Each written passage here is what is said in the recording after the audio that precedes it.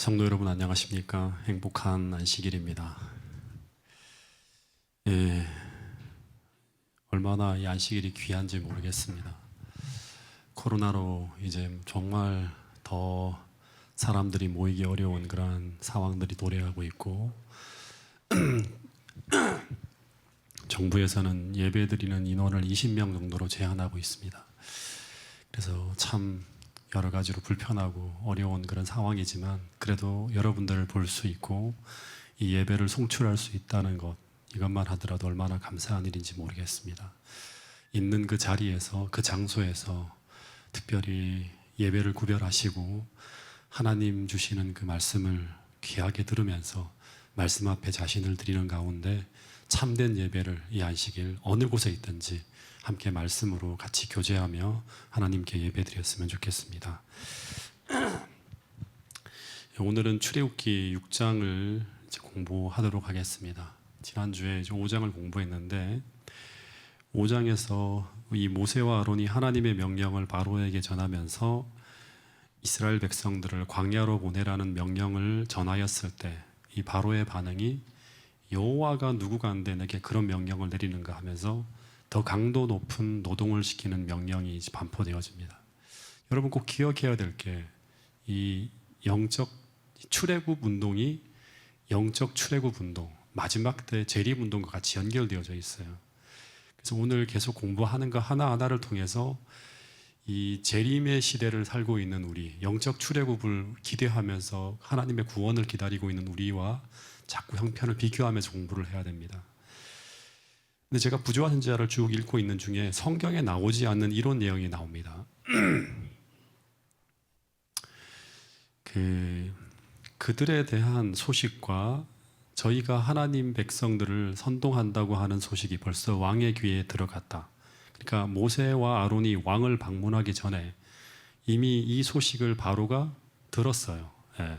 그래서 왕은 분노하였다고 합니다. 그래서 모세와 아론이 찾아왔을 때 이런 말을 해요.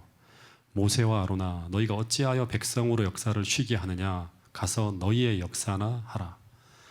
그리고 더하여서 이 부조화 선지자를 보면 그 밑에 아주 중요한 내용이 나오는데 그 나라는 벌써 이 낯선 사람들의 관여로 인하여 손실을 입고 있었다고 합니다. 예. 이 손실이 무엇일까요? 벌써 모세와 아론으로 인해서 그 나라에 손실이 일어나고 있는데 그게 바로 뭔가 하면 이들이 안식일을 지키려고 하는 움직임이 일어났기 때문이라고 합니다. 예.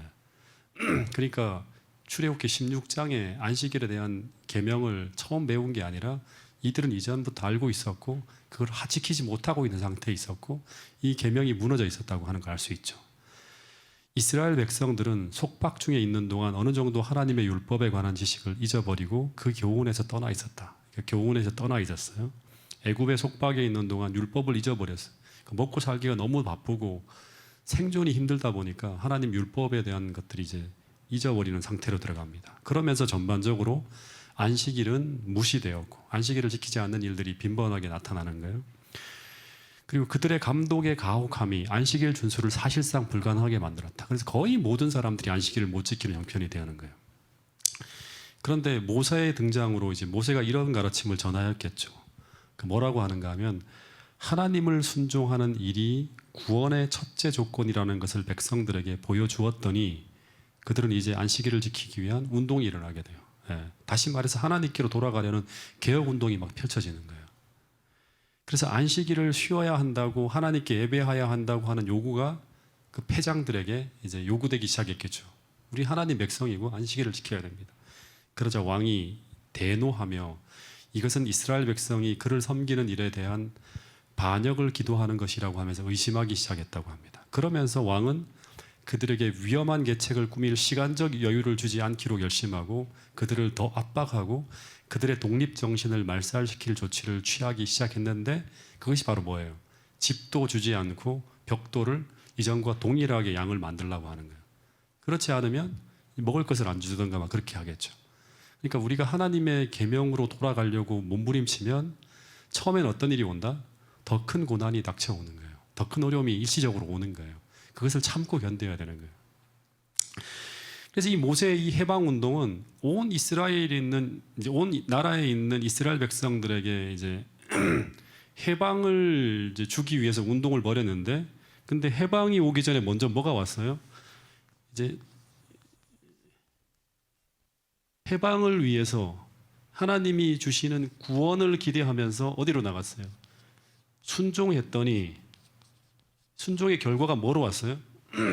처음에는 더 큰 고통이 온 거예요.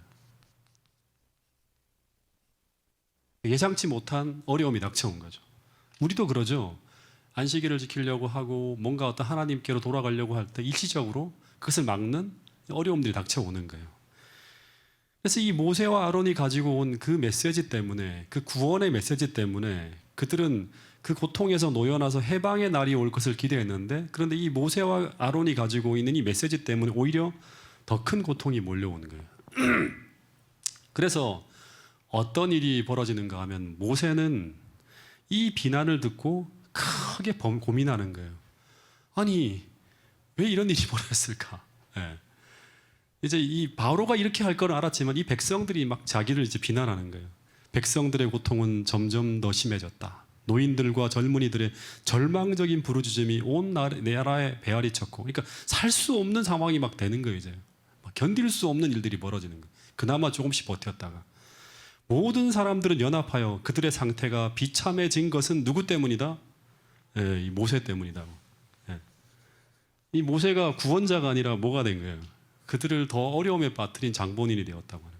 비통한 마음으로 그는 하나님 앞에 나가, 주여 어찌하여 이 백성으로 학대를 당케 하셨나이까? 어찌하여 나를 보내셨나이까? 내가 바로에게 와서 주의 이름으로 말함으로 그가 이 백성을 더 학대하며 주께서도 주의 백성을 구원치 아니하시나이다라고 부르짖었다고 하는 거예요. 여러분, 그래서 이 출애굽기 5장은요 학자들이 뭐라고 보는가 하면 대실망의 장이라고 합니다.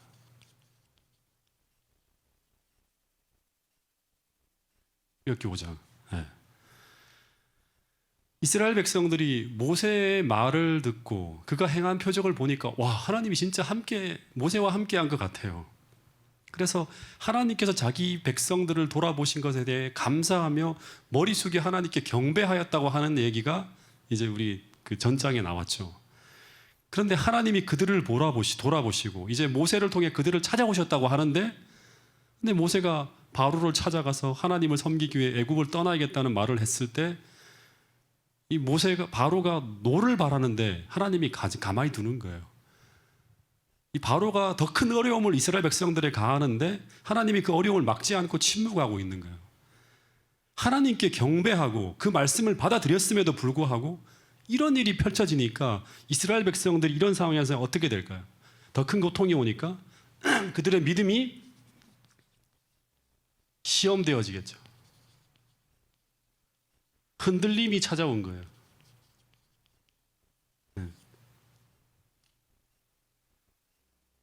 그래서 이들이 모세와 아론을 만나자 하나님께서 너희를 판단해 주시기를 바란다고까지 말하는 거예요. 다시 말해, 너가 한 이야기가 하나님의 주신 기별이 아닌 것 같아 하는 거예요. 너희들이 거짓말을 쳤지 하는 이런 얘기를 하는 거예요. 네. 여러분, 모세는 출애굽기 5장 22절에서 주여 어찌하여 이 백성이 더 학대를 당하게 하시나이까? 왜 이런 일이 벌어지도록 하십니까? 하고 한탄하는 기도를 했는데, 근데 그 기도에 대한 응답, 이제 하나님께서 대답하시는 이야기가 바로 뭔가 하면 출애굽기 6장 1절부터 7절까지의 이 말씀이에요. 오늘 이 말씀을 다 요만큼만 오늘 보려고 합니다. 읽어보겠습니다. 하나님이 이제 응답하시는 거예요. 모세에게 이런 얘기를 하는 거예요. 자, 시작. 여호와께서 모세에게 이르시되 이제 내가 바로에게 하는 일을 내가 보리라. 강한 손으로 말미암아 바로가 그들을 보내리라. 강한 손으로 말미암아 바로가 그들을 그의 땅에서 쫓아내리라.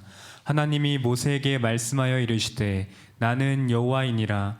내가 아브라함과 이삭과 야곱에게 전능의 하나님으로 나타났으나 나의 이름을 여호와로는 그들에게 알리지 아니하였고 가나안 땅 곧 그들이 거류하는 땅을 그들에게 주기로 그들과 언약하였더니 이제 애굽 사람이 종으로 삼은 이스라엘 자손의 신음소리를 내가 듣고 나의 언약을 기억하노라.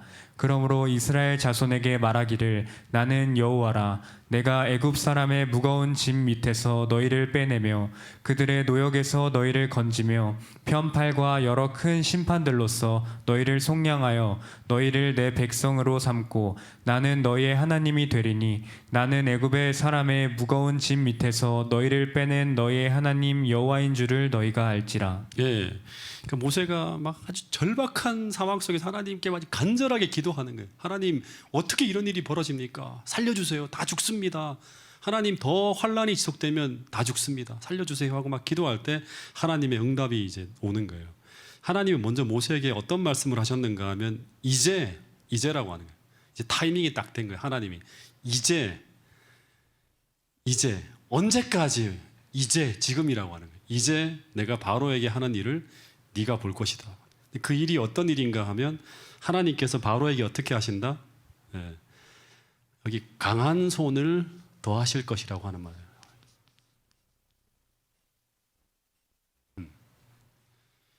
여기 보면 두 번씩이나 강조되고 있는 말이 강한 손을 바로에게 더하심으로 하는 말이 나와요. 이 강한 손을 가지고 바로에게 이게 더한다고 하는 말은 뭐예요? 누르는 거예요. 근데 그 힘에 의해서 바로가 마지못해 이스라엘 백성들을 그냥 보내는 것이 아니라 마치 쫓아내듯이 나가라, 나가, 너 안 나가면 안 돼. 쫓아내듯이 이스라엘 백성들을 다급하게 내보내게 될 것을 너가 보게 될 것이라고 하는 거예요. 근데 이 강한 손이 뭘 말하는 거죠? 강한 손. 강한 손은 열재앙이죠. 예. 이 출애굽기를 보면 이 열재앙이 어떻게 나타나는가 하면 점점 더 강하게 나타납니다. 다시 말해서 하나님의 강한 손이 계속 더해지는 거예요. 예. 그러다가 마침내 바로가 항복하게 됩니다. 근데 지금 이 강한 손을 펼치고 있는 자가 누구냐?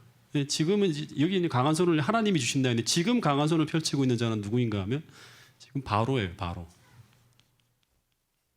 이 바로가 지금 강한 손으로 누구를 누르고 있어요? 이스라엘 백성들의 숨통을 꽉 틀어막고 아주 다급하게 몰아가고 있습니다. 절대 출애굽하지 못하도록. 예.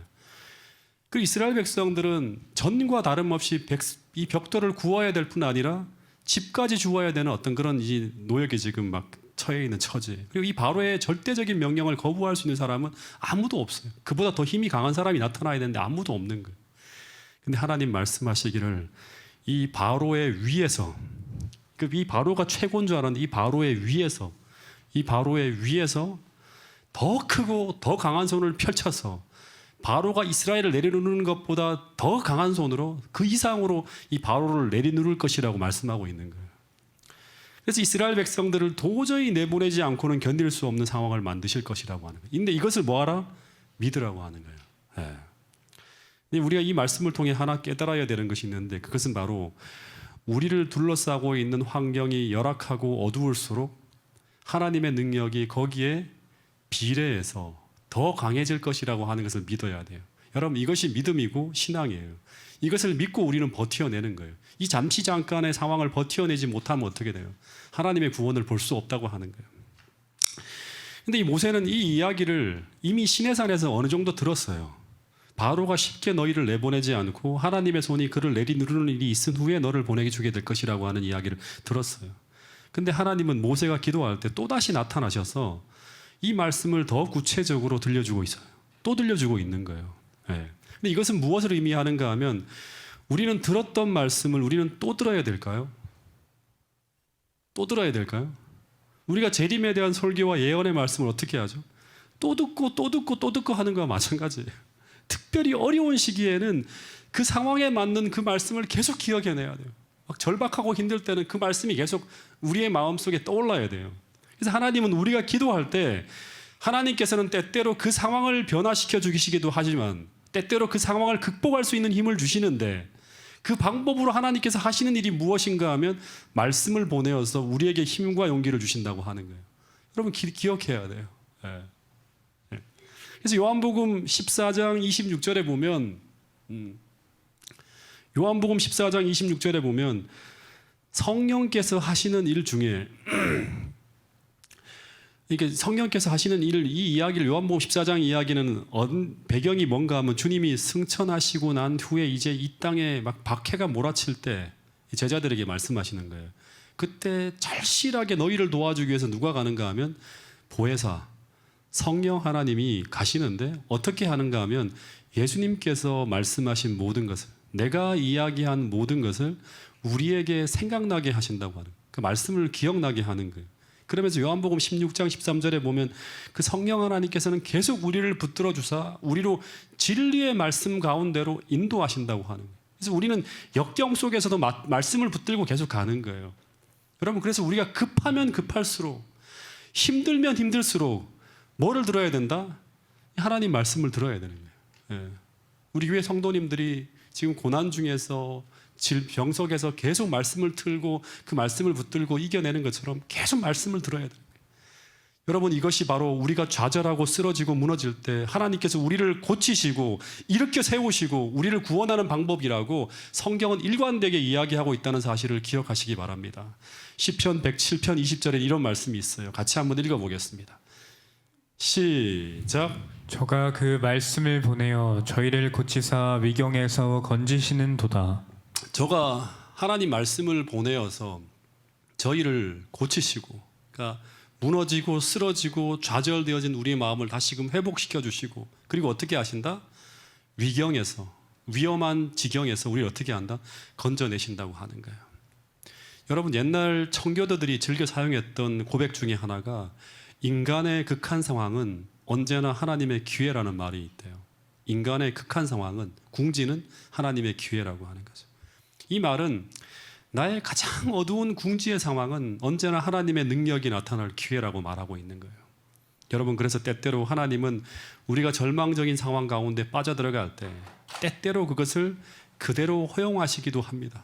왜냐하면 그때 그 가장 궁지 속에서 우리의 궁지를 통해서 하나님께서 가장 찬란하게 하나님의 능력을 드러내시기 위해서 그 기회를 사용하시기도 한다고 하는 사실입니다. 여러분, 이것을 믿어야 돼요. 그래서 어떤 절망적인 상황에서도 우리는 포기하지 말아야 하고, 그리고 모세처럼 그 상황에서 엎드려 기도해야 되고, 그리고 그때마다 적실하게 들려주시는 그 하나님의 말씀을 들어야 하는 거죠. 그러면서 오늘 이 본문의 말씀처럼 그 말씀이 나를 고치시고 나를 일으키고 그리고 그 위경에서 나를 건져내는 그런 경험을 해야 된다고 하는 것입니다. 여러분, 이 경험이 바로 이 마지막 시대를 살아가는 우리 모두가 경험해야 될 경험이라고 하는 사실을 꼭 잊지 않고 기억할 수 있게 되기를 간절히 바라겠습니다. 또 하나 2절에 보면 이런 말씀이 나옵니다. 자, 이 말씀을 같이 한번 읽어보겠습니다. 여기 참 난해절 중에 난해절이 하나 나오는데 한번 읽어보겠습니다. 시작. 하나님이 모세에게 말씀하여 이르시되 나는 여호와이니라. 내가 아브라함과 이삭과 야곱에게 전능의 하나님으로 나타났으나 나의 이름을 여호와로는 그들에게 알리지 아니하였고. 이 무슨 말이에요? 네. 하나님께서 아브라함과 이삭과 야곱에게는 전능의 하나님으로 나타났으나 여호와로는 알리지 않아야 했다고 하는데, 이 구절이 바로 난해절 중에 난해절이에요. 네. 아브라함이나 야곱이나 전부 여호와의 이름을 몰랐을까요? 창세기 다 공부했잖아요. 네. 그들은 여호와의 이름을 부르지 않았나요? 창세기 15장 2절에 보면 아브라함이 이르되 주 여호와여. 이 뭐예요? 여호와 하나님을 알아요. 무엇을 내게 주려 하시나이까? 창세기 15장 6절 아브라함이 누구를 믿으니? 여호와 하나님을 믿었어요. 그러니까 전능의 하나님만이 아니라 여호와의 이름을 알고 있어요. 그리고 야곱이 이르되 내 조부 아브라함의 하나님, 내 아버지 이삭의 하나님 여호와여 그러잖아요. 예. 근데 왜 그들에게는 전능의 하나님으로 나타나셨으나 나의 이름을 여호와로는 그들에게 알리지 않았다는 이런 이상한 말씀을 하실까? 모순되지 않나요? 여러분, 창세기나 출애굽기나 두 권의 책을 모두 누가 썼어요? 모세가 썼어요. 근데 왜 이런 이야기를 하고 있는 것일까? 아브라함이나 이삭과 야곱에게 이 전능의 하나님으로 나타났다고 하는데 이 전능의 하나님이라고 하는 단어가 히브리어로 엘샤다이라는 단어를 써요. 엘은 하나님이거든요. 샤다이라고 하는 게 이제 전능이에요. 전능. 근데 왜 하나님은 아브라함과 이삭과 야곱에게는 전능하신 하나님, 엘샤다이의 하나님으로만 알려졌다고 하는 이런 말을 하고 있을까요? 이 말은 아브라함이나 이삭이나 야곱에게 경험되어진 하나님은 전부 이 전능하신 하나님이었다고 하는 거예요. 그러니까 불가능을 가능하게 하시는 하나님, 천지를 창조하신 하나님, 이것이 그들이 경험한 하나님의 모습이었고 그들이 예배 때나 모든 상황 속에 신앙 고백을 하는 거예요. 이 하나님을 계속 그들은 부르짖었어요. 경험하고. 근데 지금 이스라엘 백성들에게는, 즉 그들이 이 애굽 땅에서 해방을 경험하는 이 극적인 장면에서는 이제 그들의 하나님의 이름을 여호와의 이름으로, 여호와 하나님이라는 어떤 그런 이름으로 그들이 기억하게 될 것이라고 하는 그런 말을 하고 있어요. 이게 무슨 의미일까 생각해야겠죠. 여러분, 고대 아브라함이나 야곱이 하나님과 언약을 맺을 때 그들은 그들에게 나타나신 하나님이 언약할 때마다 언제나 여호와 하나님이라는 이름으로 그들에게 나타나셨어요. 여러분, 여호와라는 이름과 관련된 제일 중요한 단어 중에 하나가 뭔가 하면, 지금부터 하는 얘기 되게 중요해요. 여호와 하나님이라고 하는 그 이름과 관련된 제일 중요한 단어 중에 하나가 뭔가 하면 언약이에요. 언약. 네. 기억해야 돼요. 이 언약이라고 하는 건 뭐예요? 약속이죠. 약속. 네. 그래서 이 고대 아브라함이나 야곱이 하나님과 언약을 맺을 때 하나님은 언제나 그들에게 여호와로 자신을 나타내셨어요. 네. 그리고 여기 보면 이제 2절부터 여기 5절까지 내용에 보면 나는 여호와니라고 하신 후에 4절에 보면 가나안 땅 곧 그들이 거류하는 땅을 그들에게 주기로 그들과 언약하였나니, 예. 이제 애굽 사람이 종으로 삼은 이스라엘 자손의 시름소리를 내가 듣고 나의 언약을 기억하노라. 그러니까 여호와 하나님이 등장하면 언제나 하나님이 그들과 언약하신 것을 기억하신다고 하는 내용이 계속 나와요. 예. 여러분, 여호와란 이름의 의미를 지난번 한번 설명을 드렸는데 지금 이 이야기를 하면서 한 번 더 설명을 좀 드리면 그 의미가 뭐죠? 여호와란 이름의 의미가 뭐예요? 이 의미가 뭐예요? 스스로 계시는 자. 네. 네, 이 말은 어떤 의미다? 과거에도 계셨고 현재에도 계시고 앞으로도 계실 분이라고요. 그러니까 이 말은 영원한 하나님이라는 의미죠. 네.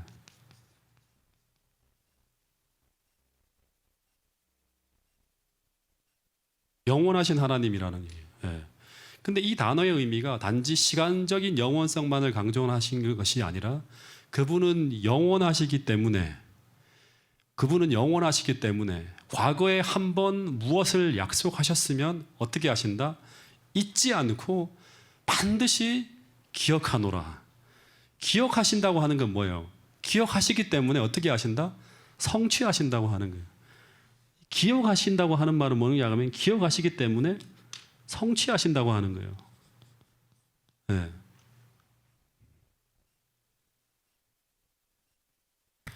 그래서 이 여호와라는 이름의 가장 중요한 의미는 뭔가 하면 약속을 지키시는 하나님이에요.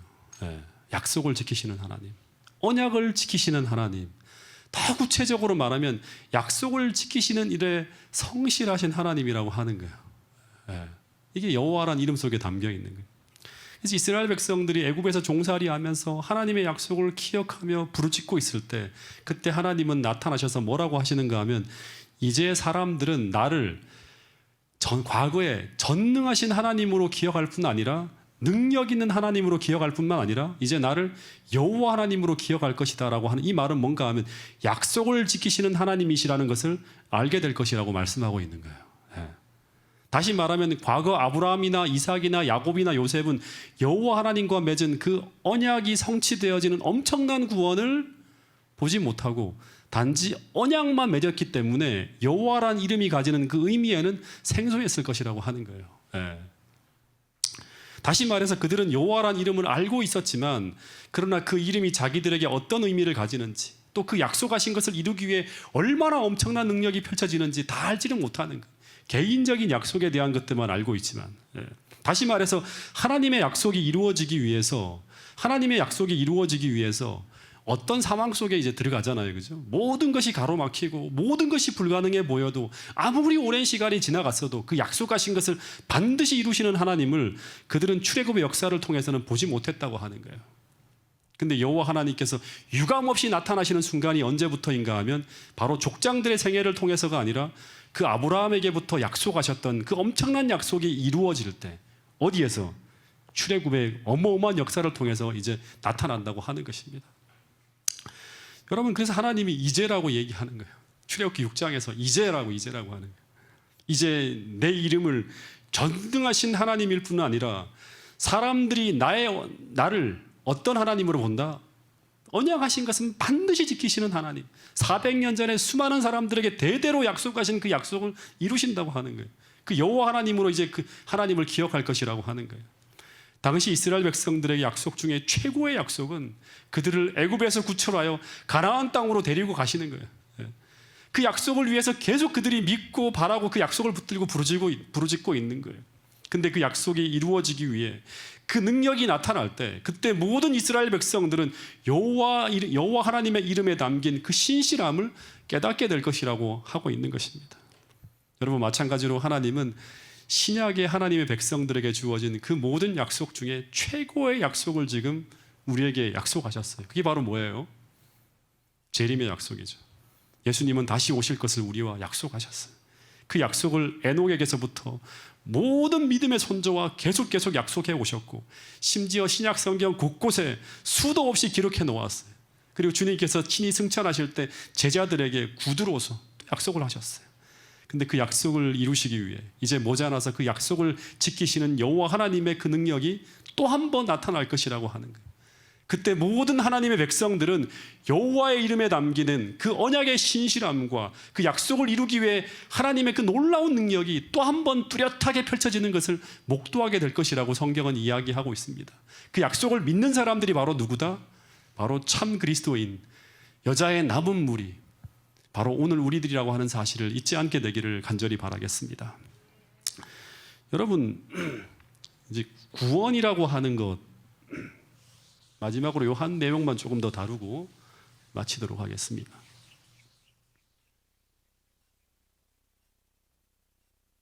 성경에서 말하는 이 구원이라고 하는 것, 이 출애굽의 역사는 구원의 역사거든요. 구원이라고 하는 게 어떻게 이루어지는가? 하나님의 구원이 어떻게 이루어지는지를 정확하게 보여주는 대목이 바로 출애굽기 6장 4절부터 7절까지의 진술입니다. 여기 4절부터의 대목이 좀 빠졌네요. 4절부터의 대목이. 성경책을 펼쳐보세요. 4절부터 한번 보겠습니다. 출애굽기 6장 4절을 다 펼쳐보세요.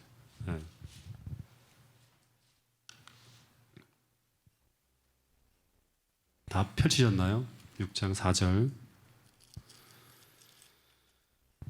이 4절에 보면 그 가나안 땅, 곧 그들이 거류하는 땅을 그들에게 주기로 그들과 언약하였더니 이제 애굽 사람이 종으로 삼은 이스라엘 자손의 신음소리를 내가 듣고 나의 언약을 기억하노라라고 하는 내용이 나와요. 그러니까 이 하나님과 이스라엘 백성들의 구원의 시작은 4절에서 보면 뭐로부터 시작된다? 하나님과 우리 사이에 맺어진 언약이에요. 언약. 하나님과 우리 사이에 맺어진 언약에서부터 출발합니다. 그리고 하나님은 그 언약을 어떻게 하신다? 기억하신다고 하는 거예요. 하나님은 잊지 않고 기억하신다고. 그러니까 이 언약이 깨어지면 어떻게 될까요? 언약이 깨어지면 구원이 자초될 수 있는 거예요. 그래서 마지막 시대 하나님의 구원을 사모하는 하나님의 백성들은 하나님과의 언약인 무엇을 지키며 하나님의 계명을 예수님의 믿음으로 지키는 거예요. 그 다음에 여자의 남은 자손도 마찬가지죠. 용과 더불어 싸움을 시작할 때 우리는 구원이 필요해요. 그때 하나님 백성들은 뭐를 지킨다? 하나님의 계명을 지키며 예수의 증거를 가지고 싸워요. 용과 더불어서 싸울 때. 그래서 하나님, 이 구원에 있어서 제일 중요한 게 뭔가 하면 하나님과 우리와 약속한 그 언약, 계명일 수 있어요. 이 언약을 우리가 끝까지 붙들고 있을 때 약속의 말씀도 되고 하나님과의 언약이에요. 언약. 그때 하나님은 그 언약을 어떻게 하신다? 기억하신다고 합니다.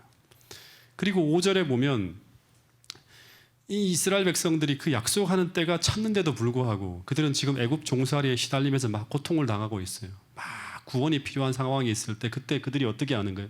그 약속을 붙들고 어떻게 한다? 이 하나님이 기억하셨은 언약을 기억하고 계세요. 약속을 붙들고 언약을 붙들고 어떻게 해요? 이스라엘 백성들이 기도합니다. 부르짖어요.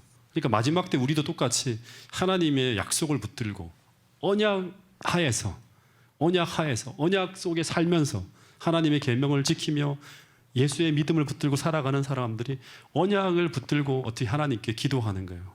네. 그때 출애굽기 6장 5절에 주님께서 그들의 신음소리를 듣고 우리와 약속하신 그 언약을 기억하셔서 6장 6절에 보면 어떤 일이 이제 펼쳐집니까? 그들의 노역에서 애굽 사람의 무거운 짐에서 우리를 빼내며 건지며 속량하셔서, 이게 뭐예요? 구원이죠. 구원의 역사죠. 하나님의 역사 개입. 하나님이 개입하시는 거예요. 구원의 능력을 가지고 개입하시는 거예요. 출애굽의 역사예요.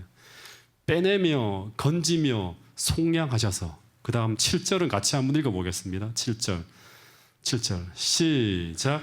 너희를 내 백성으로 삼고 나는 너희의 하나님이 되리니 나는 애굽 사람의 무거운 짐 밑에서 너희를 빼낸 너희의 하나님 여호와인 줄 너희가 알지라. 예, 너희를 그 다음에 이 구원하고 난 다음에 어떻게 하는가 하면 하나님은 그런 사람들을 내 백성으로 삼고 나는 너희의 하나님이 되리니 나는 애굽 사람의 무거운 짐 밑에서 너희를 빼낸 너희의 하나님 여호와인 줄, 너희를 구원하신 하나님인 줄 어떻게 알리라? 너희가 알리라라고 말씀하시는 거예요.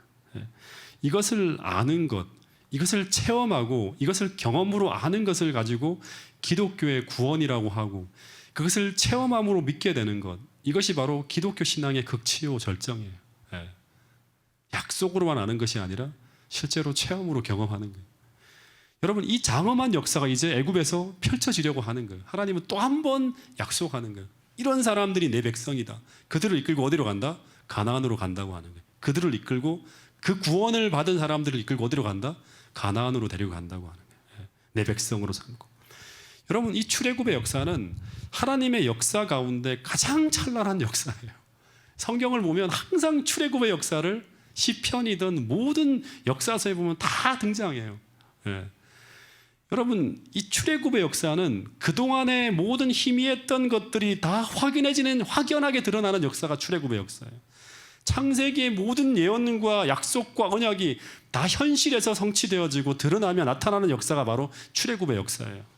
그 전까지는 또 얘기하지만 한 개인에게 보여주고 나타난 하나님이라면 이제 한 민족을 구원하기 위해서 거대한 나라, 애굽의 한 복판에서 애굽과 격돌하시는 하나님의 모습이 드러나요.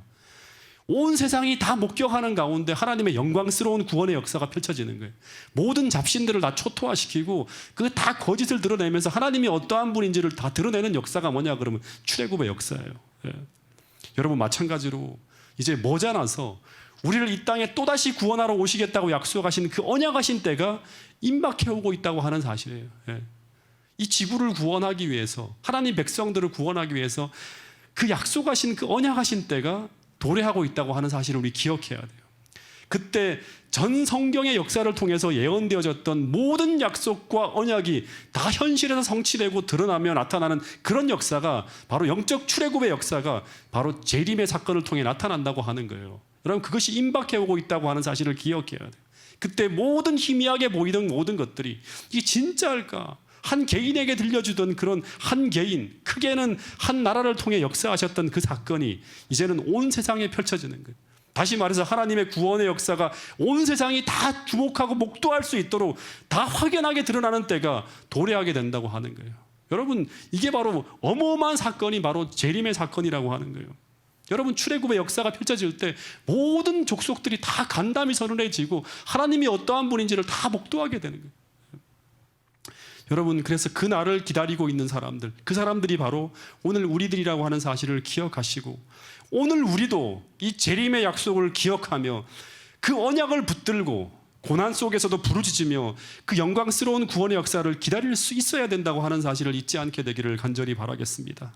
여러분, 그 거대한 출애굽의 역사보다 더 영광스러운 역사가 이제 머지않아 다가오고 있다는 사실을 꼭 기억하시면서 오늘 나의 고난의 때에 하나님의 구원을 부르짖으면서 그 언약을 기억하며 오늘 이 순간에도 우리가 기도하며 하나님 주신 약속을 의지해서 견디어내며 지나가야 한다고 하는 사실을 잊지 않게 되기를 바라면서 우리가 힘들고 어려운 어떤 시간들을 지나가고 있다 하더라도 이 힘들고 힘든 어떤 고난의 시기가 길지 않다고 하는 사실을 꼭 기억하시면서 오늘 이 시간들을 은혜 가운데 잘 지나갈 수 있게 되기를 간절히 바라면서 오늘 말씀을 줄이도록 하겠습니다.